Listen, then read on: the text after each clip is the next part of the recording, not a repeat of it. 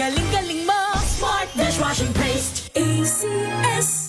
Sa lahat ng bagay, simula pa lang, siguraduhing max protection na. Kasi pag kulang ang proteksyon, baka madaling masira. Sa ngipin, dapat may max protection din. Max Alaga ng Unique Toothpaste. With Max Protect Formula. Helps stop cavities before they start. While keeping breath fresh. Try Unique Maximum Fluoride Protection. Para Max Alaga, Max Protektado. ACS. May nagbago. May arte. May budget. Akala nyo lang yon. So solid. White Rose Papaya. Wow, White Rose. White Rose Papaya. Wow, White Rose. White Rose Papaya. May glow up with White Rose Papaya. White Rose Papaya. May puti power times 2 kasi may papaya at niacinamide. May shea butter and tea tree oil pa. Kutis sulit ang glow up. Glow up with White Rose Papaya. White Rose Papaya. Kutis sulit ang glow up. ACS. Galalala Fecon. Galalala Fecon. Ang bango ng sampayan. Tara na magsayawan. Calefabton, amoy nakaka-joyful. Jiggy Manikad po. Bilang isang broadcaster, mahalaga sa akin ang tamang impormasyon. Sa lahat ng bagay, kahit sa food supplement, mapanuri ako. Kaya dito ako sa subok ng MX3 capsule. Ito'y may alpha, beta at gamma mangosteen. Para sa akin, sigurado ako sa MX3 capsule. Dito ako believe. Mahalagang paalala, ang MX3 capsule ay hindi gamot at hindi dapat gamiting panggamot sa anumang uri ng sakit. Galalala Fecon. Galalala Fecon. Ang bango ng sampayan. Tara na magsayawan. Calefabton, amoy nakaka-joyful.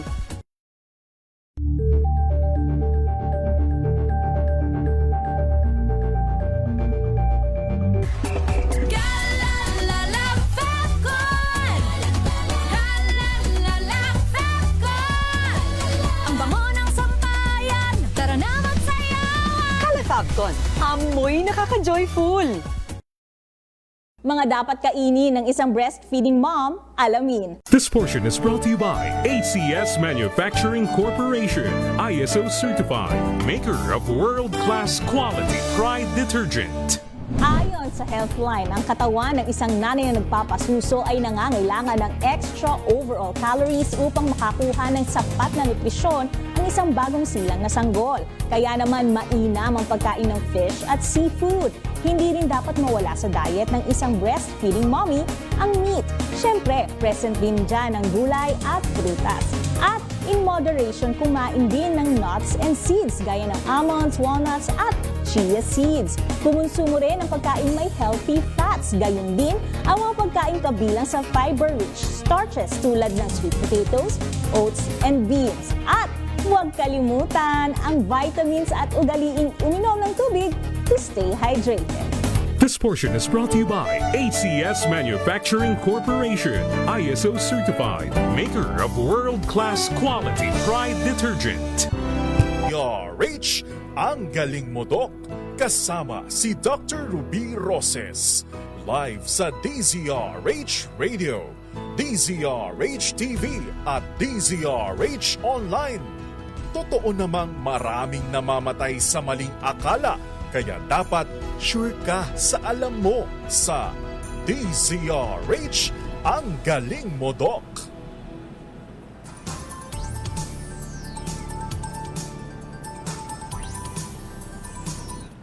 Magandang umaga sa ating mga viewers at listeners.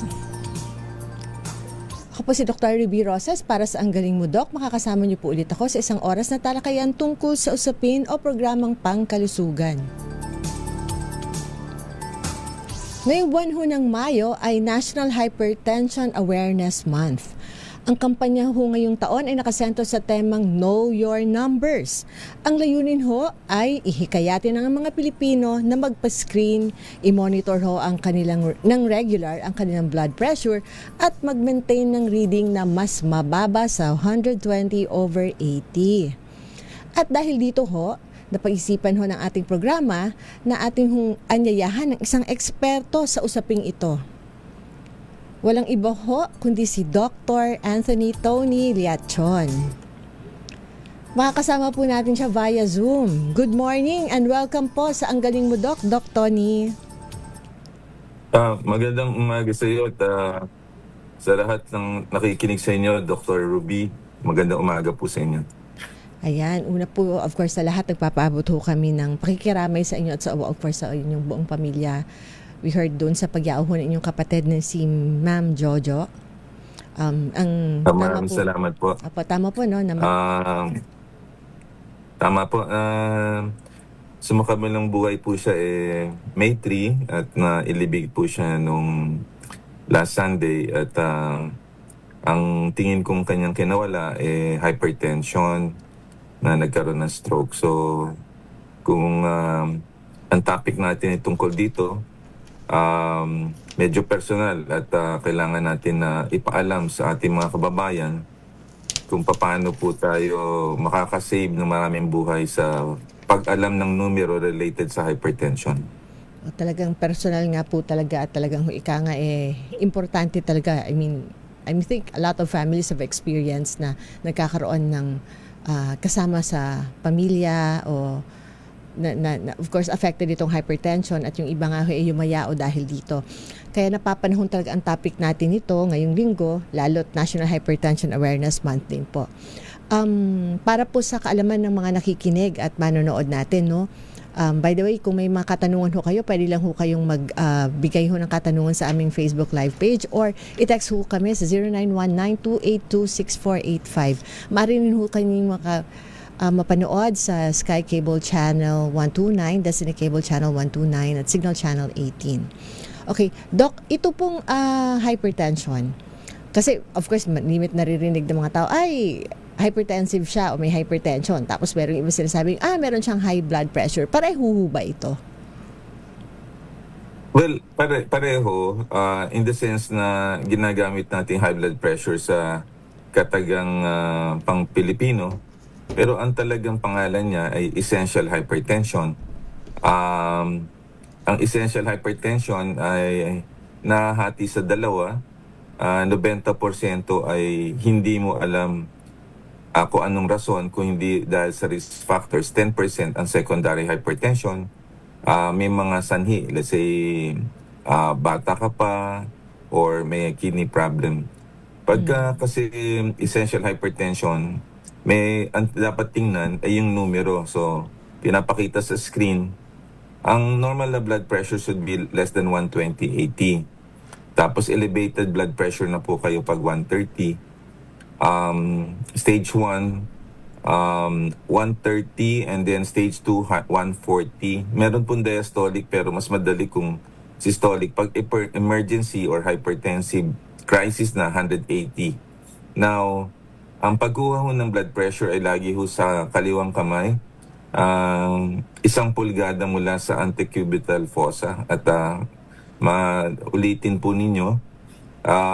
Siguro 2 o 3 beses and kunin nyo yung average. Wala na pong mercury sphygmo kaya puro digital po tayo ngayon. At yun ay enough na para alamin.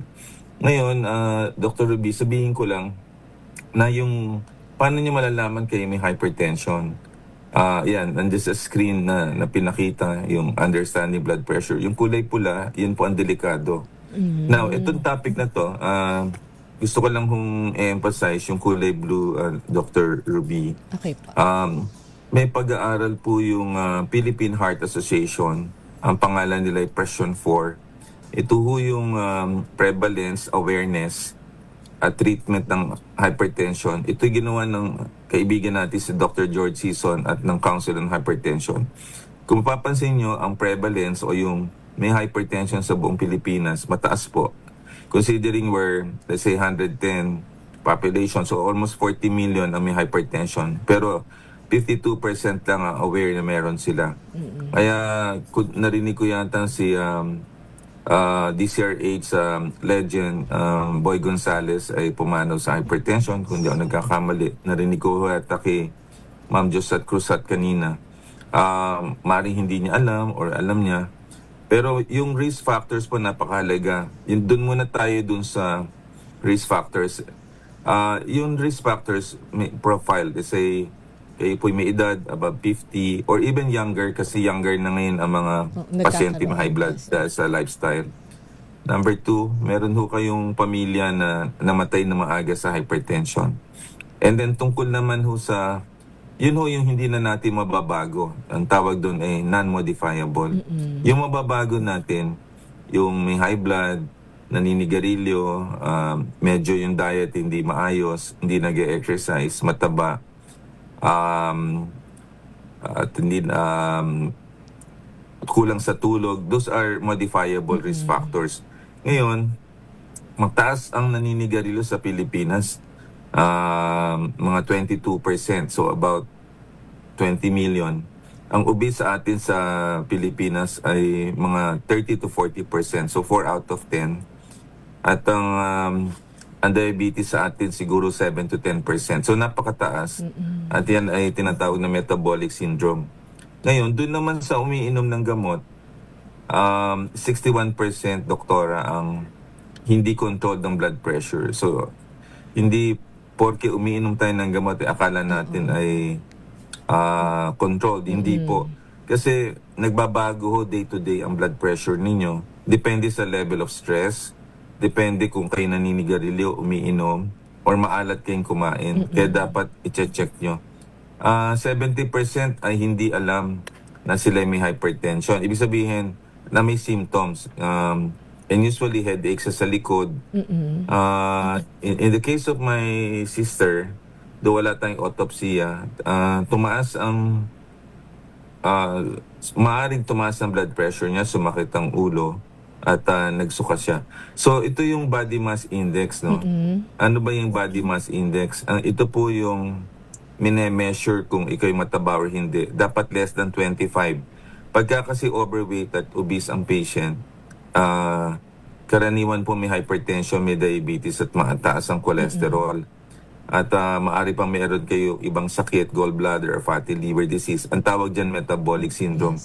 Kaya sa clinic, tinitingnan ko dalawa lang, body weight.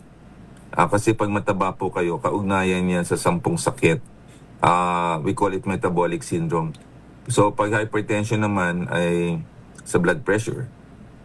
Now, Dr. Ruby, ang top killer disease ng country based sa Philippine Statistics Authority ay number 1, heart attack. Number 2, cancer. Number 3 po ang stroke to hypertension. Then pneumonia and then diabetes. Itong 5 sakit na ito would account for 80% of the deaths in the Philippines.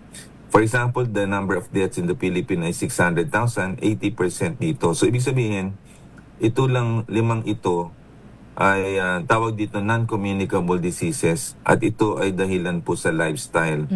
Yung naninigarilyo, hindi magandang diet, hindi nag-exercise, hindi alam na mataba sila, umiinom ng alak, maraming pong problema, hindi natutulog or hindi umiinom ng gamot. Hindi nagpapa-check up sa doktor. These are the things na nangyayari. So, hindi porke tingin natin okay, ligtas na tayo. So, in a nutshell, Dr. Ruby, ito yung data. Ngayon pala hypertensive month, at ito ang reason. Alam niyo ito po yan. 400, ito sa Western Pacific, nandito po tayo. This is from the World Health Organization.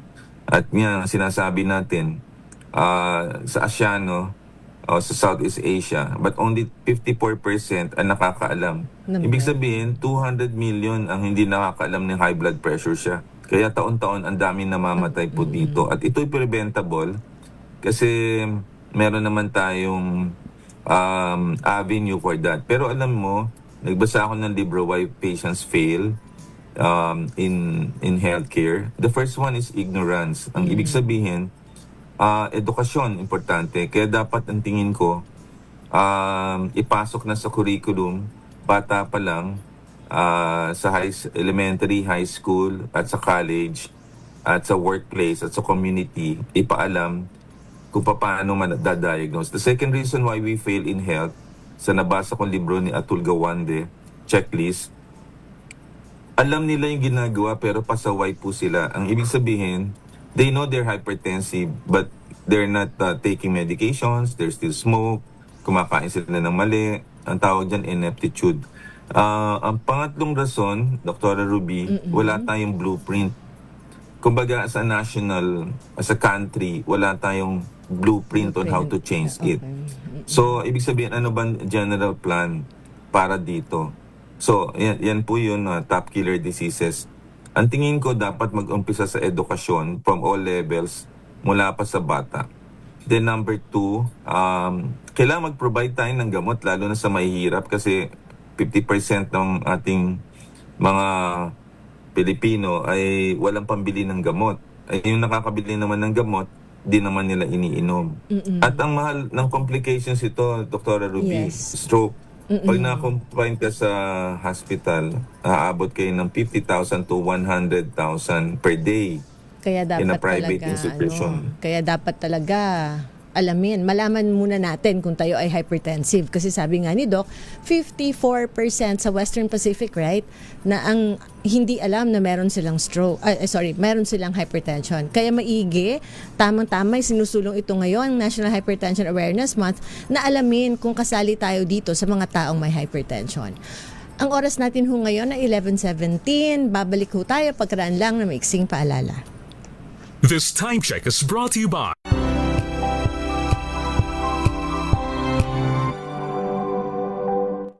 Maulan man, no worries na amoy kulob ang damit. Charm Fabcon, bangong kumakabloom, tanggal amoy kulob sa bango ng Charm. Kaya gamit ko, Charm Fabcon with Bloom Fresh technology. Kills 99.9% of kulob-causing bacteria.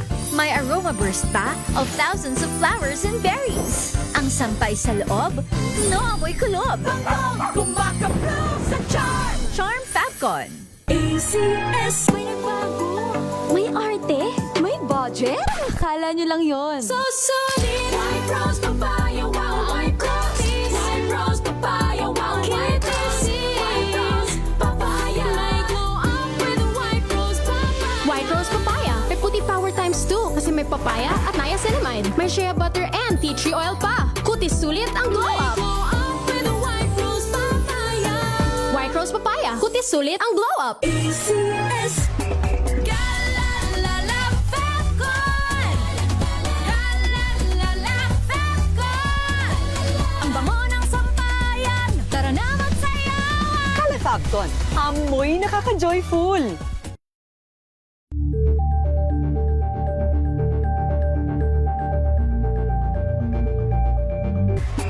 Galalala Fabcon. Galalala Fabcon. Ang bango ng sampayan. Tara na magsayawan. Calefabcon, amoy nakaka-joyful.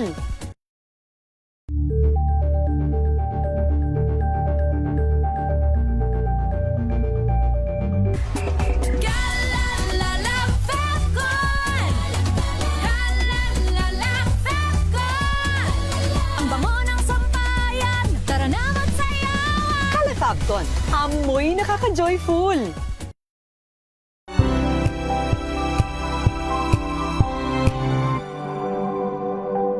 Wow, ang saya. Isang barangay na labada, puro mancha pa. Goodbye, pahinga. Mommy, isang laba lang yan sa Pride Bar Blue. May powerful stain-away enzymes na malupit sa dungit mansya. At di masakit sa kamay. Isang laba lang yan. Hello, pahinga. Hello, Pride Bar Blue. ACS. Hello, Washi! Laundry day na naman! Yay! Anong meron? Mancha ng chocolate, putik, may libag pa! Kaya natin yan! With Pride Washing Machine Detergent, may triple stain-away formula. Tanggal ang makapit, madikit, at malupit na dumit mancha. Kaya easy-easy ang labada. Mula noon hanggang ngayon! All you need is pride. All you need is pride. ACS. Tinesting, sinuri, siniyasan.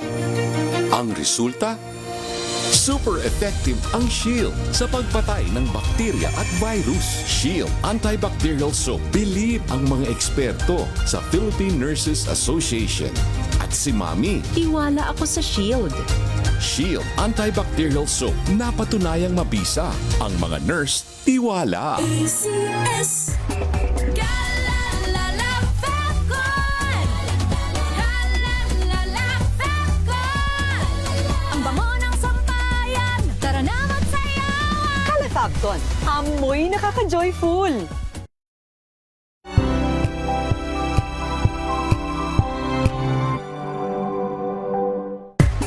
Galalala Falcon. Galalala Falcon.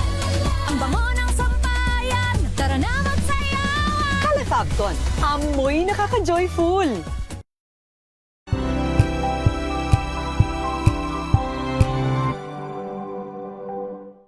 Maagang balitaan, maagang usapan sa mga issue at balita. Kasama si Kuya Angelo Palmones sa Magandang Umaga Pilipinas. Mula Lunes hanggang Biyernes.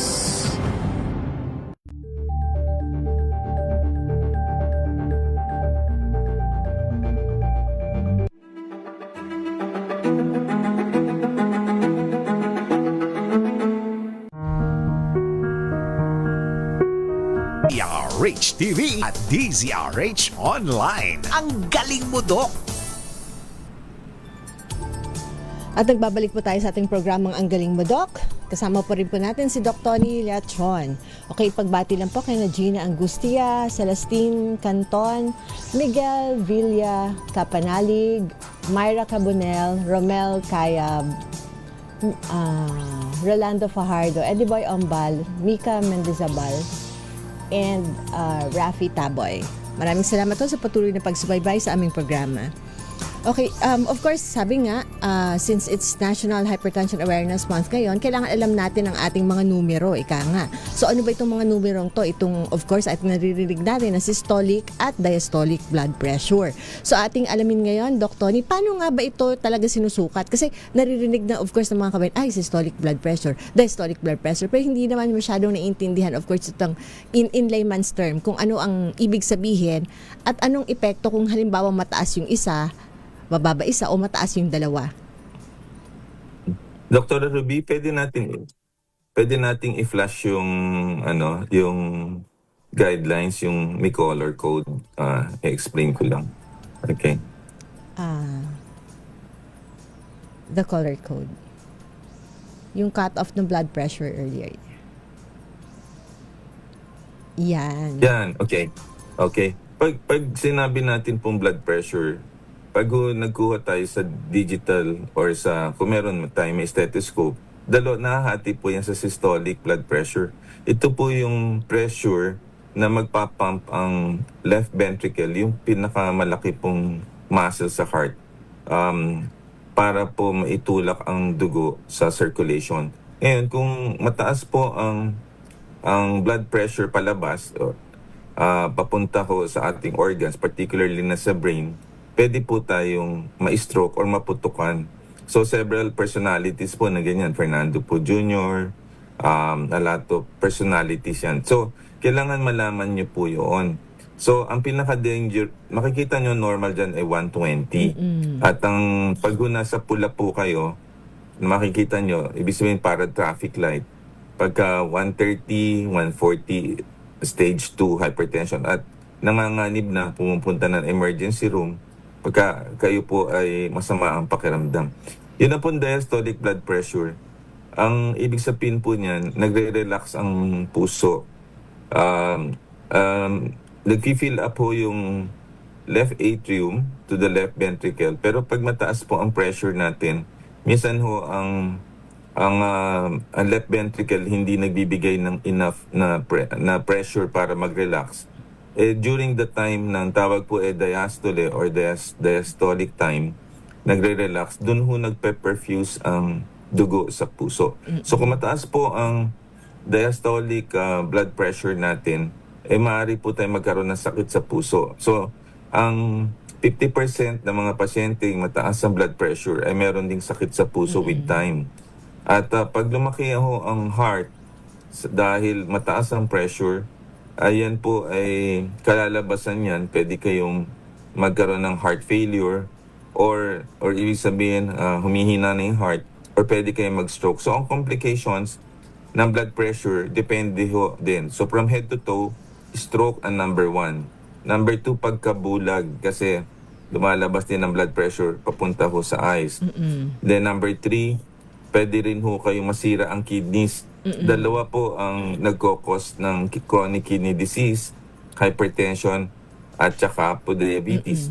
Kaya marami po sa ating mga kababayan ang nai-stroke, nabubulag, pagka humihina ang mata, naaatake sa puso, at nagki-kidney failure. At kaya marami nagda-dialysis kasi mataas ang blood pressure, mataas pa ang diabetes, at marami pang ibang symptoms.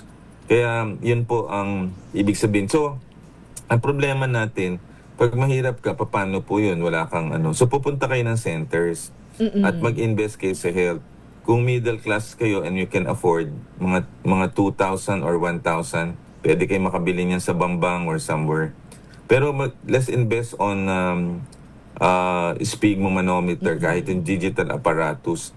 Ngayon, kung mabait naman ang mga barangay captain, kung meron ho kayo pamimigay sa bawat pamilya, dapat to siguro isang BP apparatus at through the barangay healthcare workers, turuan.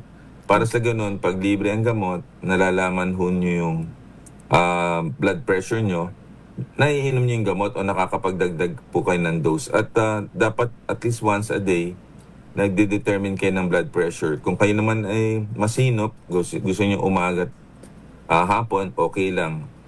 Dapat gawin. At i-record nyo kasi may kasabihan, you cannot manage what you don't measure. At dapat laging normal ho yan para humaba ang buhay po ninyo. Okay. Tsaka maiging na rin yung namomonitor at meron tayong basis kung tumataas ba, gumaganda ba, at kung nagagamot, nalalaman kung epektibo ang gamot. Doc, ito pong, so ang pinaka-cut off nila, ang goal nila is 120/80 na blood pressure and below. Tama po, Doc? Tama po yan. Tama po. I-relate ko lang po. Ang kabiyak lang yan, Dr. Ruby, ang mga tao kasi, pag mababa ng blood pressure, tinitigil nila. So, ang akala nila, pag mababa ang blood pressure, titigil. Wag po, kasi wala naman po namamatay for low blood pressure kasi humiga lang kayo. Kaya nga po, ang nabibili nyo po sa butika, pampababa ng blood pressure. Hindi kayo bumibili. Meron ho ba kayong pampataas ng blood pressure? Meaning to say, ang target talaga nyo, less than 120/80. Kung nagiging control ng blood pressure, do not stop. It means you're controlled. If you stop, magre-rebound hypertension ho kayo at doon kayo ma-stroke. One important thing about hypertension is that when you're taking medications, tinigil nyo, doon ho kayo madidisgrasya. Kasi 1 week lang na itigil nyo ang gamot nyo or less than 3 or 5 days, mawawash out sa katawan nyo at mawawalan ng bisa. At if you're in a situation na stressful, pwedeng pumutok yung ugat nyo sa brain and then ma-stroke po kayo. Napakahalaga po nung gusto kong imensahe po para sa inyo.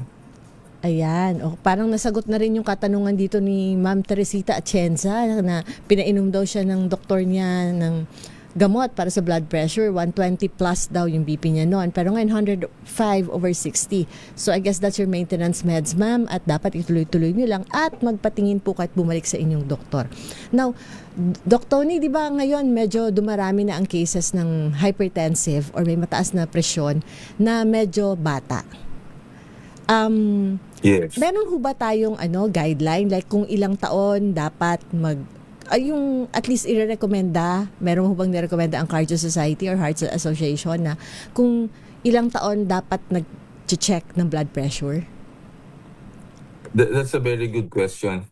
Ngayon kasi pabata ng babata ang may hypertension or even non-communicable disease. Ibig sabihin non-communicable, yun pong hindi nakakahawa. Yan ho yung heart attack, stroke, at saka cancer, COPD, at saka yung mga pasyente naman na communicable, yung pneumonia, HIV.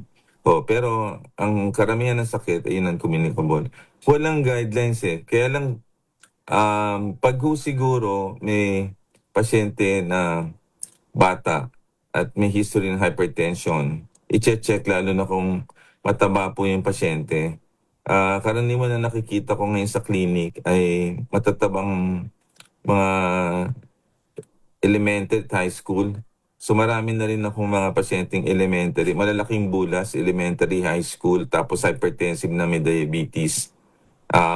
Meron na rin silang high cholesterol. Ginagamot na rin po yun. Ang cut-off kasi for pagkita ng blood pressure 18, pag 18, domain yan ng pediatrician. Pero may mga malalaking bulas. So I see some patients din na medyo malalaki. May mga pasyente ako, 6-footer, pero bata pa. Ginagamot ko na rin po yun.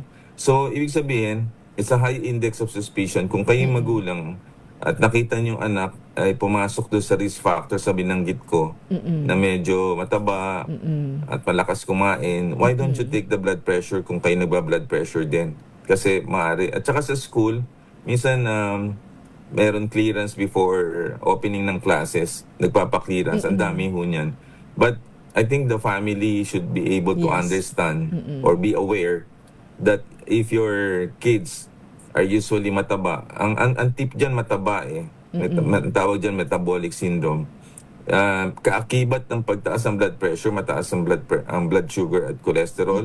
Sigurado ako mataas ang BP niyan. Kaya dapat nagpapa-check up sa doktor at nagpapa-laboratory upang sa ganon, wala tayong mga pasyenteng mamatay na maaga. Kasi ngayon, ang sakit na lifestyle ay hindi na sakit ng mayaman or mayaman or matanda. Ang sakit ng hypertension ay sakit na ng bata at ng mahirap.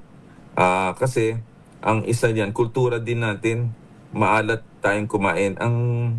Ang Pilipino kasi 14 times mas maalat ang pagkain than the rest of Southeast Asia. Meron tayong bagoong, may toyo, may patis tayo. Halos lahat ang kinakain natin. Then there's a massive proliferation of junk foods all over. Sa tapat lang natin, sa eskwelahan, sa condominium, andyan ho siya, is all over the place. So kailangan din, meron din FDA regulation na ilagay din na traffic light din. Kung more than 2 grams, dapat kasi ang recommendation yon. Dapat isa yan ho sa nilalagay ng Department of Health at saka ng FDA. At para sa ganun, maiwasan ho ito eh. It's about time magkaroon tayo ng food labeling so that people would understand. Ang ibig sabihin nun, katulad sa UK or sa other countries na progressive, pag bibili ho kayo ng pagkain sa supermarket ho, nakalagay ho doon, traffic light. Kung green, okay. Pag yellow, medyo okay. And that pula, bawal. At ang nakalagay doon, kung maalat ang pagkain, mataba at matamis. Yan ang dapat natin gagawin so that we can educate people. At dapat may calorie count din tayo sa ating mga restaurants so that we can guide people. Kasi kung hindi natin gagawin yan, awareness is important, pero ang problema niyan, dapat meron konting legislation at meron tayong blueprint. Ang susunod na problema niyan, Dr. Ruby, paano naman ho yung gamot kung libre? So meron tayong PhilHealth and Yakap, pero kukunti lang yung PhilHealth Yakap eh. I know Dr. Edwin Mercado is doing his best, kaya lang siguro nakaka-avail yan 20% lang. How about the rest of the population? So ito yung challenge for the Department of Health and PhilHealth on how they can actually distribute the medications to the underprivileged. Yung middle class and upper class, meron ho kayong HMO and therefore nakakapag-check up kayo. The challenge is actually the 50% of the population na mahirap na walang access to diagnostic procedures and medications. At yun ho ang kawawa. And then sila din ang kumakain ng masama, maalat ang pagkain, sila po yung mga nagno-noodles, sila yung nagbabagoong, sila rin ang naninigarilyo, sila din ang uminom ng alak. So these are the challenges that we need to face. Well, hopefully magkaroon talaga ng mas magandang mga programa na mas matututukan itong mga ganitong klaseng problema. At napakaganda nga ng sinabi niyo na sana nga nagkaroon tayo ng food labeling. And of course, education is really important para maintindihan ng ating mga kababayan kung ano yung pinapasok nila sa katawan na maigi at yung masama. Okay, magbabalik po ulit tayo pagkaraan lang ng maiksing paalala. Ang oras natin ngayon ay 11:36. Ang oras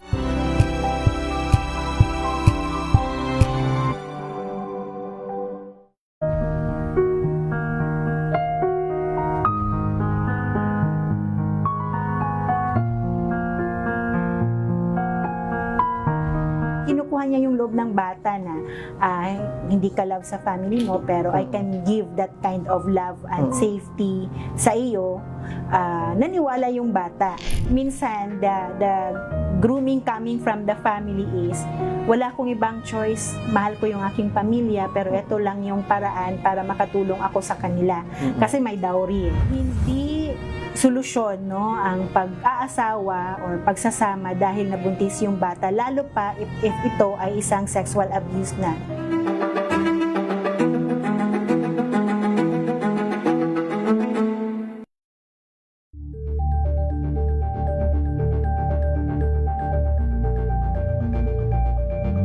We've got you covered. From the hottest hits, exclusive interviews,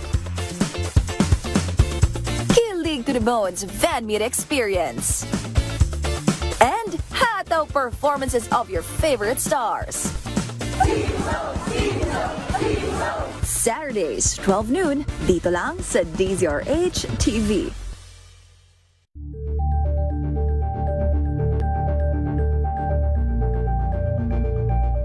Curious ka ba sa maraming bagay? Kami na ang bahala dyan. Aalamin, tutuklasin at bibigyang linaw namin ang mga katanungang bumabagabag sa inyong isipan. Sa programa kung saan ang bawat sagot ay galing lamang sa mga eksperto. Ang Expert's Opinion, tuwing linggo 3:00 ng hapon, dito lang sa DZRH TV.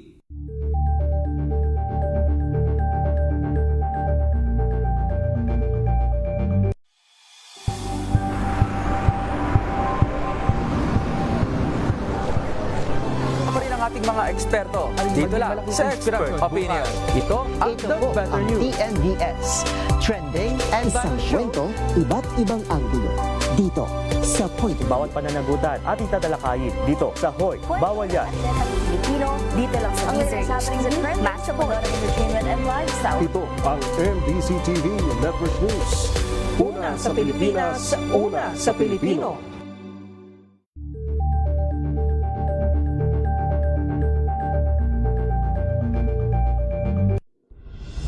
Tuloy-tuloy ang pagtulong, tuloy-tuloy ang pagseserbisyo at tuloy-tuloy ang balitaan kasama si May Binauhan sa Operation Tulong mula Lunes hanggang Biyernes.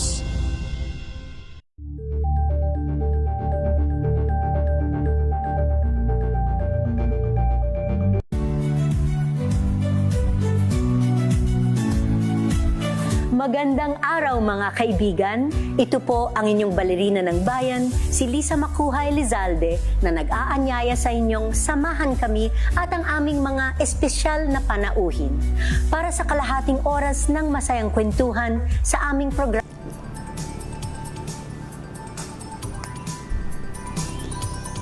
At nagbabalik po tayo sa ating programang Ang Galing Mo, Doc.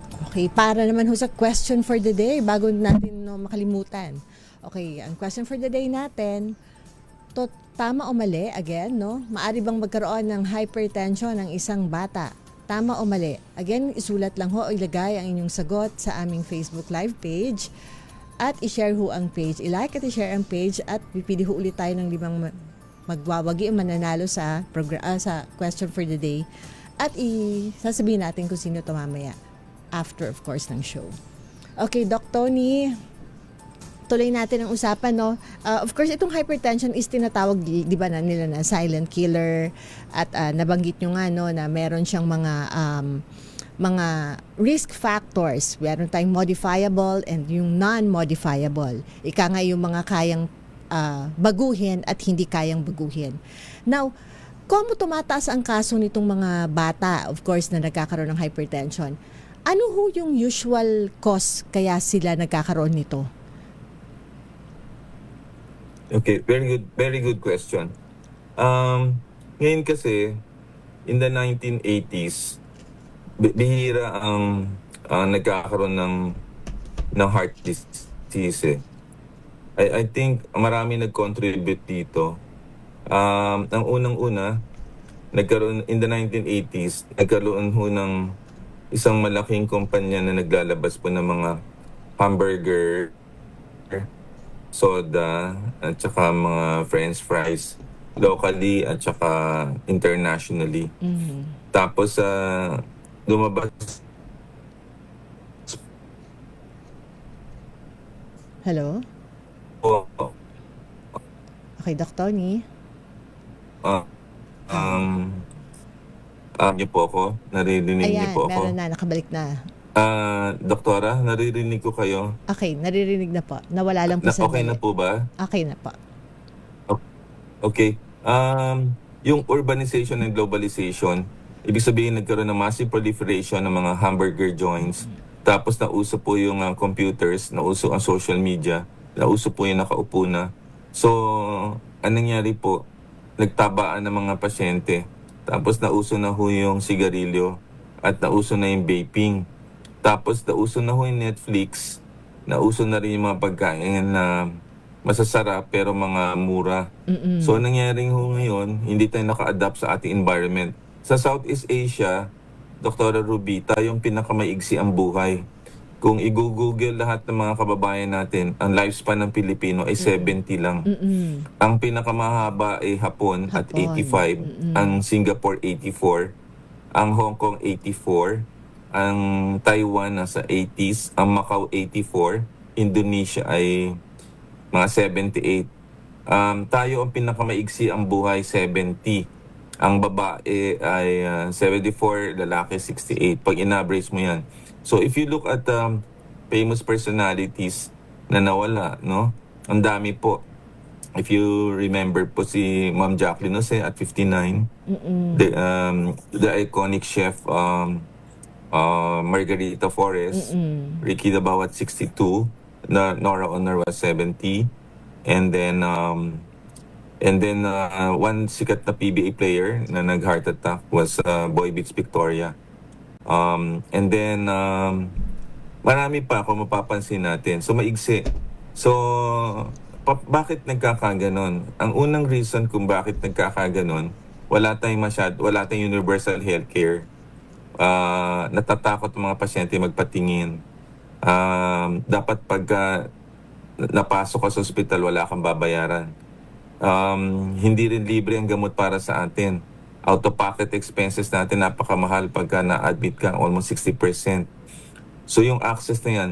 Tapos yung poor level of education ng ating mga kababayan, hindi dahil sinadya nila kasi it's not ingrained in the culture. Tapos ang environment natin ay hindi walkable. So when you go to Japan, to Singapore o Hong Kong, makikita mo, hindi mo na kailangan ng sasakyan kasi maganda ang infrastructures nila eh. So sometimes when you go to Japan, you can have 15 to 20,000 per day walking. Ang pinakamahalaga kasi is the physical activity. Kaya there are areas in the world, Dr. Ruby, ang tawag ay blue zone. People who live up to 90 to 100. Okinawa, Japan, Loma Linda, in California, Icaria, Greece, Costa Rica.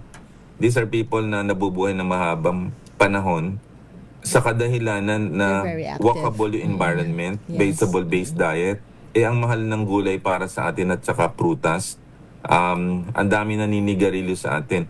When you go to these countries, makikita mo, bukod tangi ang Pilipinas sa ganito. So dapat ma-solve yan. And then, i-benchmark natin with other countries kung bakit ang mahalaga sa kanila ay health and education, which is the human capital.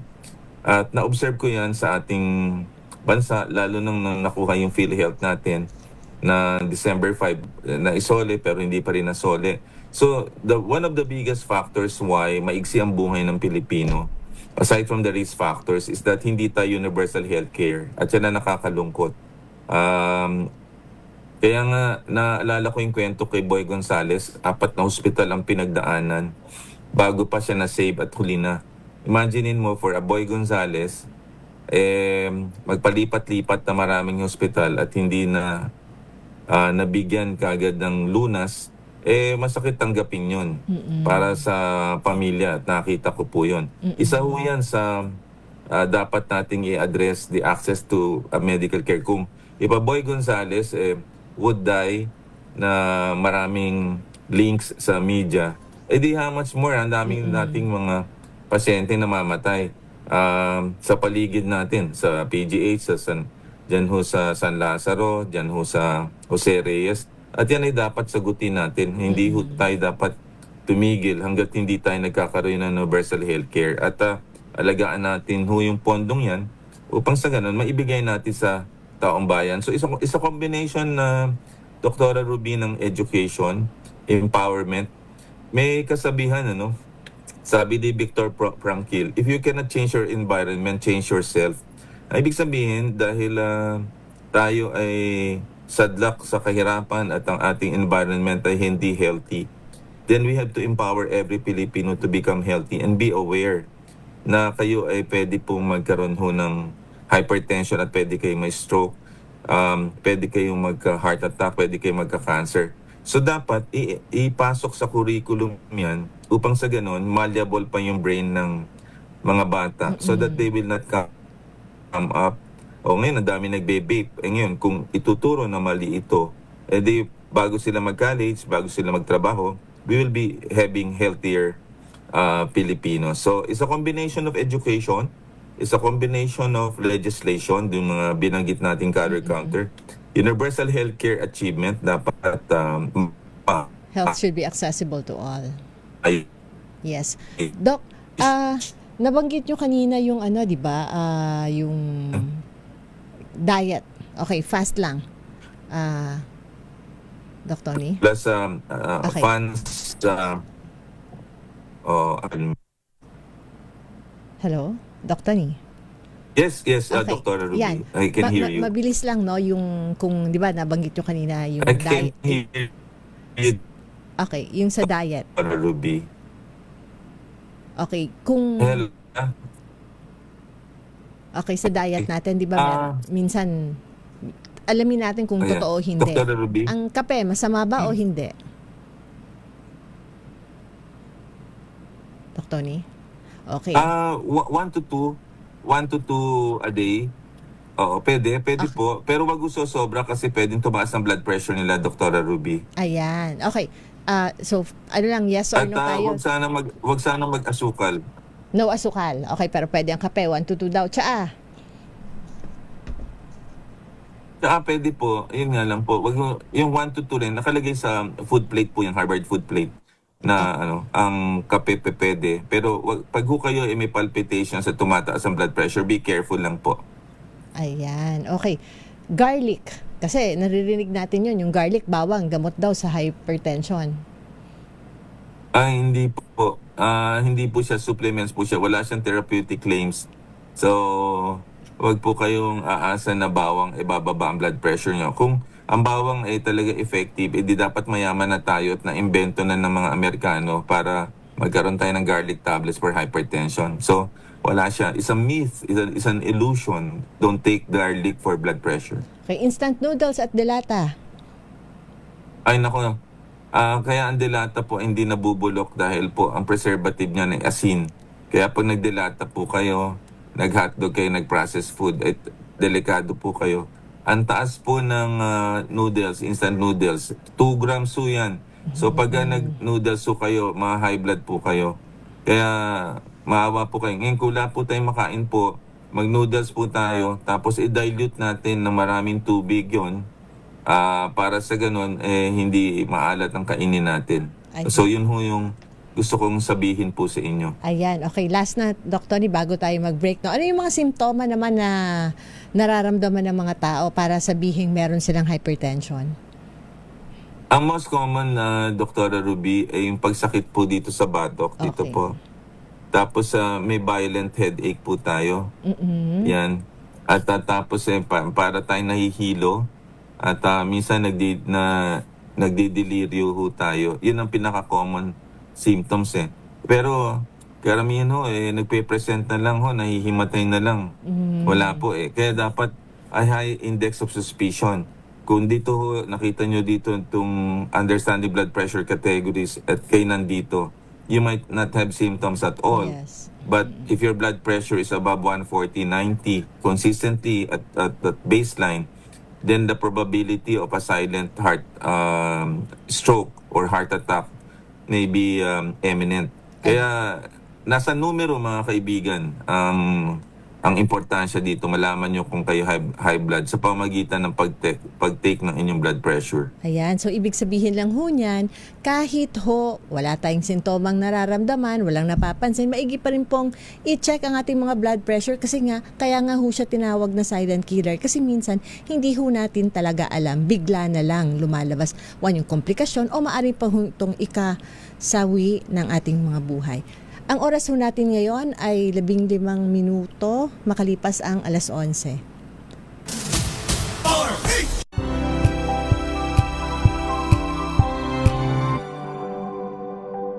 Tambalang Anthony Taberna at Jerry Baha ang gigising sa inyong umaga dahil lalatay ang humahagupit na diskusyon at komentaryo Lunes hanggang Biyernes sa 2x2.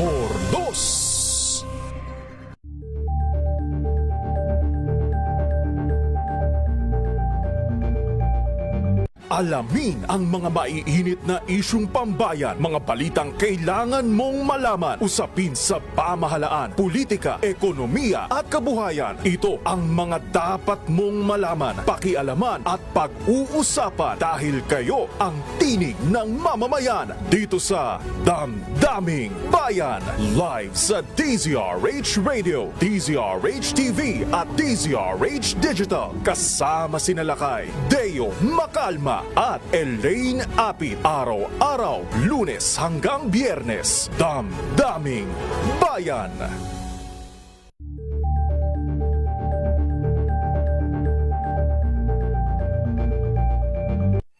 Mga balitang gigising sa inyong umaga. Mga balitang kailangan mong malaman. Mapapakinggan sa ACS Balita sa 2x2. Kasama sina Anthony Taberna at Jerry Baha. Lunes hanggang Biyernes.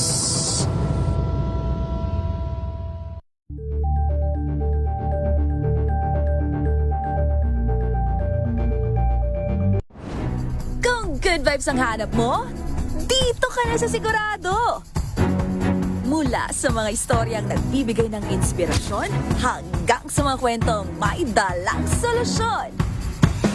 Mga balitang pampagal. Ang galing mo, Dok!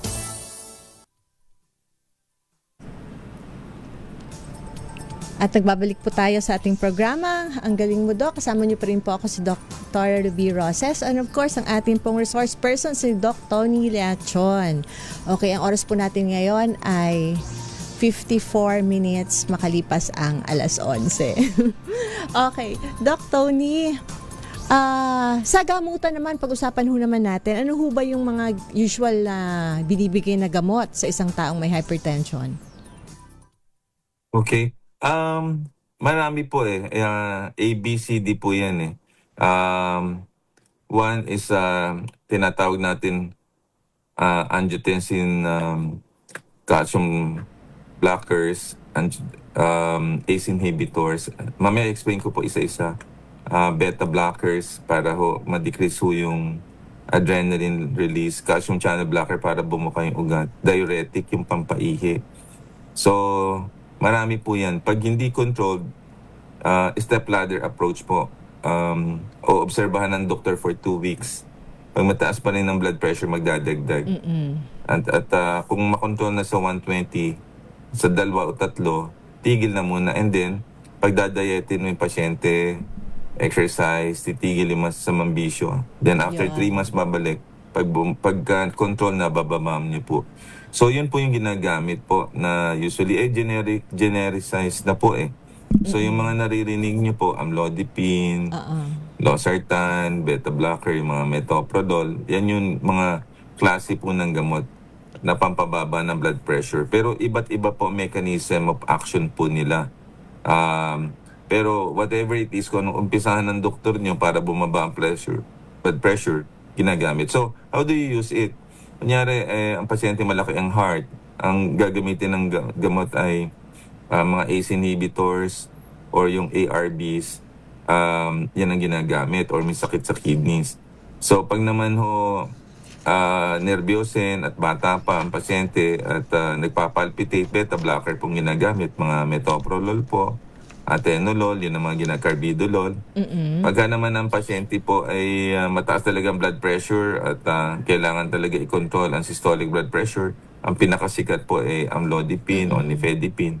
At ang pasyente naman kung may manas at at may hingal at may konti pong tinatawag na heart failure, nilalagyan ho namin ng diuretic. Yan ang unang gamot na lumabas nung 1960s. Yan po yung mga furosemide, spironolactone. In fact, noong unang panahon, in the medieval period, para bumaba ang blood pressure nyo, kinukunan po ng dugo. Parang phlebotomy para bumaba ang blood pressure. Pero ngayon, para mabawasan ng dugo. Pero ngayon, marami na pong gamot. Ang importante lang, dapat i-maximize nyo to get it from your barangay healthcare workers. Maraming mga Parang libre naman, Doc, di ba? LGUs na libre ang gamot po. Yeah. Yan, Dr. Ruby. Buti na lang, hindi tayo pinanganak nung medieval times. Nakakatakot naman yun. Kukunan ka ng dugo dahil mataas ang blood pressure. Yeah, totoo. Totoo po yun. Binasa ko po yun. Yan, unang panahon, ganun po ang ginagawa nila. Doc, karamihan, of course, ito, mga katanungan to sa ating itong mga viewers, no? Karamihan, pag nagtitake ng gamot para sa blood pressure, lost to follow-up nagiging problema. Or yung iba, pag feeling nila umiigi na, tinitigil na nila. Ang gamot ho ba sa blood pressure o sa hypertension is pang maintenance na ho ba yan o pwedeng itigil? Kasi ang tanong, gumagaling pa ba sila dito? Okay. Pagka ang pasyente po ay matanda at marami risk factors, let's say, above 40 na sila, habang buhay na po yun, huwag nyo na po ititigil. Babawasan lang po yun, depende po sa lifestyle ninyo. May mga pasyenteng na ititigil pa pag bata pa, let's say mga 30s, at napapayat mo, hindi forever. Pero pagka kunyari may end organ damage na pinagawa ng 2D echo at makapal na yung muscle ng heart ninyo, ay sigurado po baka ma-stroke. Yun ay habang buhay na. Sa madalit sabi, pagka kayo may maraming risk factors, tapos matanda na po kayo at meron po kayong kayo po naninigarilyo, kayo po mataba, ay hindi na po habang buhay na yan. Kung kayo bata pa at kayo po ay wala masyadong bisyo at stress lang yan, at kung 30 pa, may titigil na, lalo na kung may 2D echo, wala kay end organ damage. Pero ang bottom line, 90% ng mga pasyente at matanda na, ito yung meron ng non-modifiable at saka modifiable risk factors. Huwag niyong titigil ang gamot. Ang gamot to sa high blood pressure, hindi gamot sa sipon. Na pagka wala na kayong sipon, ay titigil niyo. Ikamamatay niyo po yun pag tinigil niyo po ang gamot niyo sa blood pressure. Do not actually stop it once na hypertensive na kayo. Only upon the advice of the doctor, dun lang niyo po pwede po siyang itigil. Ayan ha, only upon the advice of a doctor. Okay, so sa mga nakikinig again, no, yung gamot, available naman, accessible naman, pwede kayong pumunta sa ating mga, of course, mga pampublikong mga hospital, sa health centers, pwede rin ho tayong humingi ng tulong. And yung mga, meron ho ba kayong mga masasuggest naman na mga magandang pangdagdag maliban dun sa gamot? Like, ano ho yung mga recommended nating ehersisyo o diet? And of course, maliban dun sa stress, like, sabi nga nung isa kong kung sakaling may kasama ka sa trabaho na stressful. Okay. Ang unang gagawin, may checklist po ako niyan, Dr. Ruby. Sa kliniko, dalawang klase ng reseta ko. Yung reseta ko na malinis, na para sa gamot. So, meron akong preventive health checklist. Yun. Right. Oo. So, dalawa. So, yung una, babasahin ko yung nakalagay sa checklist. Yung una, wag maninigarilyo. Number 2, yung diet nila, ayusin nila. Number 3, mag-exercise. Number 4, ano ba yung ideal body weight? Sinusukat ko yung body weight para pag 3 months sila bumalik. So, dapat mag-reduce ng 1 pound per week. So, dapat in 3 months, 12 pounds na. Tapos, wag iinom ng alak, number 5. Number 6, kailangan mental health problems, iwasan yan. Number 7, yung gamot, napapansin yung gamot number 7. Kasi kung yung number 1, 2, 6, pasaway po kayo, marami talaga kayo number 7. Tapos number 8, take your medications regularly. Tapos regular visits to the doctor. Tapos sleep 7 to 8 hours a day. Tapos be happy. So, yan. So, bakit ko po ginawa ito? Tapos saka ko ibibigay yung medications. Kasi ang problema, pag lumabas sila ng clinic after half an hour check-up, ano nga ba sinabi ni doktor? Nakalimutan ko na. Hindi naman sila doktor in the first place eh. So, dapat meron tayong checklist para hindi makalimutan nila. At saka para pagbalik nila sa clinic, namamanage. So, parang report card. Ibig sabihin, hindi natin masusukat kung gumagaling sila kung hindi natin aalamin kung nagagawa nila yun. So, yan ho ang mga common na reklamo ng mga pasyente. Doktor, sinabi mo mag-diet kami, hindi ko naman namin alam kung anong kakainin. So, naggawa akong checklist. So, sabi mo mag-exercise. Hindi ko naman alam exercise ko ilang minutes. So, nilagay ko doon 30 minutes. Sabi mo, doktor, mag-reduce ako ng body weight. Hindi naman alam kung paano mag-reduce at hindi ko alam ideal body weight ko. Ang sabi ng mga pasyente, pwede naman daw uminom ng konti. Hindi po, 0, no safe level of alcohol. Di kayo nagre-relax, lagi kayo under stress. Di kayo nag-exercise, naninigarilyo pa rin, nagbe-vape. Di kayo umiinom ng gamot kahit nakabilin na kayo. Paano kayo gagaling? Di ba? The worst drug is the drug that does not work at saka hindi nyo iniinom. Tapos hindi kayo nag-check up pag magaling na. Hindi naman pwede. Paano nyo malalaman ho yun? Kahit every quarter or every 6 months, magpapa-check up. At ang isa pa, matulog po kayo. Karamihan dahil social media, ang nangyayari, napupuyat, nai-stress. Tapos habang nanonood ho ng Netflix at nag-social media, kain ng kain. At usually chips yan. Ang chips kasi maalat yan. Kaya dami high blood eh. At saka kapuyat ka, paano ka makakapag-exercise the next day? Ayan. At saka in this stressful environment, chill lang ho tayo. Extricate yourself from the toxic environment by focusing on what's healthy. I know news is important, but you have to take care of yourself and try to manage yourself. Kasi if you're going to be affected by the environment, walang mangyayari dyan, magkakasakit po kayo. Ayan, okay. Dok, para naman ho sa may mga katanungan at gustong magpakonsulta, saan ho nila kayo pwedeng puntahan? Ako po sa Manila Doctors Hospital po, Wednesday to Saturday. Ako naman ho nasa Diliman Doctors Hospital sa Commonwealth, Monday and Tuesday. At ako naman po ay nandun sa UCPI Urological Center of the Philippines Lunes at saka Thursday.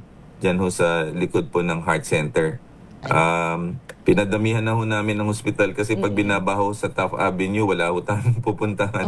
At saka with the energy crisis, so I live in Quezon City, I have to open up hospitals. Kasi minsan sa layo ng distansya ng Manila Doctors from our house, paano makakarating ang mga pasyente? So we have to be present dun sa mga malalapit sa inyong mga bahay. So madali naman ako mahanap. Lahat ng pasyente ko, binibigay ko ang cellphone ko para nakokontak po ako. Yun ho. I can be reachable. And then, follow me on Facebook. Follow me on Instagram and Twitter. At ngayon ng nakalipas na linggo, dahil hypertensive man, wala po akong pinost kung hindi po puro sa preventive health education related to hypertension. Ayan. Okay. Thank you so much, Doc Tony. Thank you for always being there para mag-share ng inyong expertise sa amin. Maraming salamat sa inyo. Okay. Ruby, maraming salamat din and you're a good host at keep it up and keep going. Okay, thank you, Doc. At of course, sa mga nanalo, i-announce na natin at wala na tayong oras. Congratulations to Mayra Vizares, Mina Mangahas, Maika Mendezabal, Celestine Canton, Eduardo Omali. Again, congratulations to Mayra Vizares, Mina Mangahas, Maika Mendezabal, Celestine Canton at Eduardo Omali. Nanalo ho kayo ng 500 in GCash. Hintayin lang ulit ang mensahe galing sa DZRH News Center upang malaman kung paano nyo makiklaim ang inyong premyo. At pakiusap lang ho, panatilihing bukas o open ang settings sa inyong Facebook account upang mapadalhan po kayo ng mensahe. At dito po nagtatapos ang aming programa. Ako po si Dr. Ruby Roses at ito ang paalala, ang tunay ho na yaman ay healthy na katawan at mahabang buhay kasama of course ang ating pamilya. Happy Sunday, everyone.